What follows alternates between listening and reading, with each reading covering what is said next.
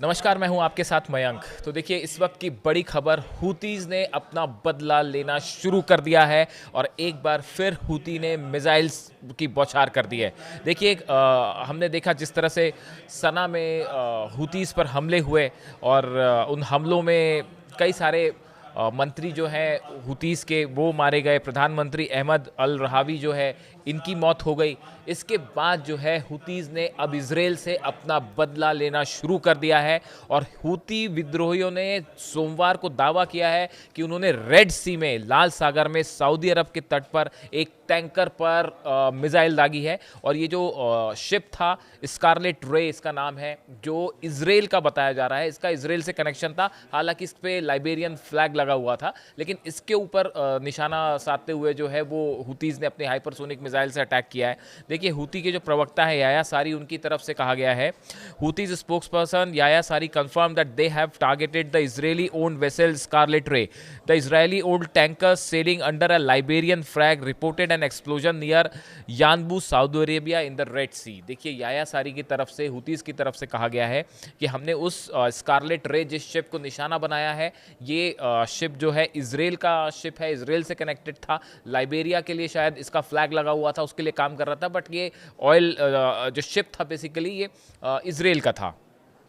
हमने देखा था कि यमन में जिस तरह से गुरुवार को अभी हमले हुए इजराइल की तरफ से, और उसमें कई सारे मंत्री जो है हूती गवर्नमेंट के वो मारे गए। उसके बाद जो है हूतीस की तरफ से कहा गया था कि हम शहीदों के परिवारों से वादा करते हैं कि यह जख्म हमारी जीत बनेगा, अब बदला लिया जाएगा। ये जो है हूतीस की तरफ से अनाउंसमेंट हो चुका था कि अब बदला लिया जाएगा, और अब वो बदला लेना शुरू हो गया है। और देखिए, पहला जो मिसाइल अटैक है वो रेड सी में हुआ है, और अब ये बताया जा रहा है कि लाल सागर में जितने जहाज हैं जो खास तौर पर इजराइल से जुड़े हुए हैं, वो सब के सब अब हूतीस के निशाने पर हैं। और एक बार फिर, जैसा हमने कुछ समय पहले देखा कि हूतीज़ ने जो है रेड सी में एक के बाद एक जितने कमर्शियल शिप्स थे जो अमेरिका से रिलेटेड थे या इजराइल से, उन सबको निशाना बनाना शुरू कर दिया था। एक बार फिर शायद वही होने जा रहा है, जिसके चलते जितनी शिपिंग कंपनीज हैं या जितने टैंकर्स, ऑयल टैंकर्स हैं जो कि इजराइल से संबंध रखते हैं या अमेरिका से संबंध रखते हैं या इवन यूरोपियन कंट्री से संबंध रखते हैं, उन सब के शिप ओनर्स के बीच में ज़बरदस्त जो है वो तनाव का माहौल है और दहशत है कि अब यहाँ से शिप निकलेगा तो उसको कभी भी हूतीज़ निशाना बना सकते हैं, और लाल सागर में, रेड सी में एक बार फिर व्यापार करना बहुत मुश्किल हो जाएगा। देखिए, जिस तरह से ये हमला किया गया, इजराइल ने जो हमला किया हूतीज़ में, यमन में, सना में जो हमला हुआ, जिसमें कई सारे नेता हूतीज़ के मारे गए।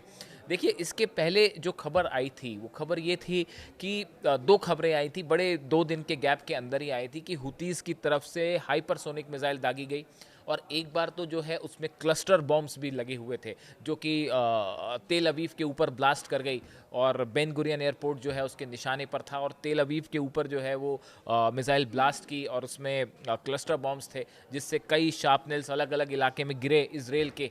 उसके बाद इजराइल का हमला। देखिए, जब भी हूतीज़ की तरफ से कोई हाइपरसोनिक मिसाइल फायर होती है तो इस तरह के सवाल उठते हैं कि वो मिसाइल गिरी या नहीं गिरी, इजराइल को नुकसान हुआ या नहीं हुआ। अगर आप देखिए कि पलटवार करने की कोशिश करी इजराइल ने या अपने फाइटर जेट से अटैक किया, तो ये बात इस बात की पुष्टि हो जाती है कि हाँ, हूतीज़ की तरफ से अटैक हुआ था। यानी जो पिछले दोनों अटैक का दावा किया, कई सारे जो विदेश नीति की जानकार हैं वो ये बताते हैं कि इजराइल ने हमला किया, इससे ये बात कन्फर्म है कि हूतीज़ की तरफ से हाइपरसोनिक मिसाइल जो है वो इजराइल पर दागी गई थी, और उससे इजराइल को नुकसान भी हुआ होगा। अब उसके बाद देखिए, अब जिस तरह से हूतीज़ ने एक बार फिर रेड सी में मोर्चा खोल दिया है, अब इसके बाद ये बताया जा रहा है कि अगले 1 से 2 दिन के अंदर, देखिए, हूतीज़ के पास जो नई मिसाइल्स का ज़खीरा है, जैसा कि बताया जा रहा है, जिसका अभी हाल ही में एक इस्तेमाल भी हुआ, अगले 2 या 3 दिन के अंदर जो है वो इजराइल पर बड़ा हमला हो सकता है हूतीज़ के द्वारा। और इसको लेकर जो है इजराइल की जो फोर्सेस हैं वो अलर्ट पे आ गई हैं, और आयरन डोम सिस्टम हो, थाड हो, सबको एक्टिवेट कर दिया गया है, और ख़ास तौर से यमन से आने वाला जो रूट है उसको खास तौर पे मॉनिटर किया जा रहा है कि यहाँ से कभी भी मिसाइल दागी जा सकती है। बल्कि आज की रात को ऐसा बताया जा रहा है कि आज रात को ही हूतीज़ की तरफ से एक बड़ा अटैक हो सकता है। इसके अलावा आप देखिए हिजबुल्लाह के कई ठिकानों पर भी इसराइल ने हमला किया है, जहां पे सोमवार की रात को ये हमले हुए और इतवार की रात को ये हमले किए गए, यानी सोमवार की सुबह आप बता सकते हैं। और इन हमलों में जो है कई ठिकानों पर आग लगने की खबर है। तो देखिए एक बात, हुतीस की तरफ से भी फ्रंट खुल चुका है और अब हिजबुल्लाह की तरफ से भी फ्रंट खुलने की संभावना जताई जा रही है। तो हुतीस और हिजबुल्लाह एक बार फिर इसराइल पर बड़ा हमला कर सकते हैं। और यमन की तरफ से जो नुकसान हुतीस को हुआ है, उसके बाद पूरे यमन में ज़बरदस्त गुस्सा देखा जा रहा है इसराइल के खिलाफ। सना की सड़कों पर प्रदर्शन हो रहे हैं, अल्लाह अकबर के नारे लग रहे हैं और ये कहा जा रहा है कि बदला लिया जाए इसराइल से इस हमले का।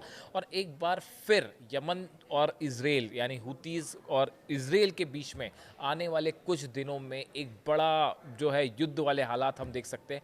और सबसे बड़ा फोकस इस समय होगा रेड सी से। रेड सी से देखिए बड़ा व्यापार होता है, ऑयल टैंकर्स का, शिप्स का, जो कि यूरोप से आते हैं, अमेरिका के शिप्स होते हैं, इसराइल के शिप्स होते हैं। एक रेड सी का जो इलाका है, इस बड़े इलाके में हुतीस का कब्जा है। देखिए हमने देखा, पहले भी हमने इस बात को देखा कि कुछ अगर आप टॉप लीडर्स को एलिमिनेट करते हैं, उनके ऊपर हमला करते हैं, उसके बाद भी जो मिलिट्री पावर होता है वो एज इट इज़ होता है।